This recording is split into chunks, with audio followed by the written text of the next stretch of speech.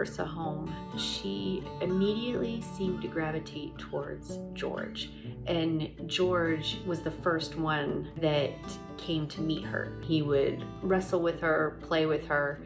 He was just interested in her. And I think part of that is that he missed his buddy, because our newfie that passed, it was one of his best friends. Ursa was this new big floofy that he was super curious about. He seems to like her more and more each day. George is our cat. He is supposedly a rag doll, but we're not 100% sure on that. He will be 4 this year. Ursa, she is our dog. She is going to be 1 in September. She is a Great Pyrenees and Border Collie mix for the most part. We drove all the way to Oklahoma for her, so it was about a 17-hour drive each way, worth every hour of that drive that it took. George did approach her first, and it was a good first meeting. Ursa just kind of was like, what is this thing? And George was like, what's up? I'm George. So let me tell you how it works around here. You give me some of your food.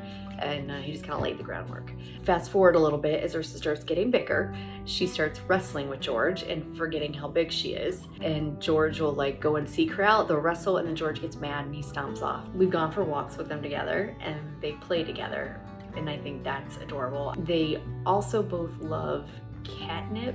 George is like an absolute lunatic over catnip. He likes to roll in it. I've never seen a cat like go crazy about catnip the way he does. But Ursa is a total weirdo over catnip. If a catnip toy is left out, you will find it wherever Ursa is. They'll both play with it. They'll both get a little loopy on it. It's kind of funny to watch. Every other week or so, or once a week, there's some catnip. It's a real exciting time. Everybody comes running when the catnip comes out. They can smell it like a mile away. They all come running when they hear the treat drawer, because it's either gonna be catnip or treats, and they're in for both. George and Ursa will sometimes share treats together.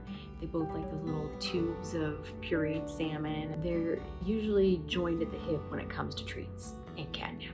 Arcus was this glue that like bonded us all together.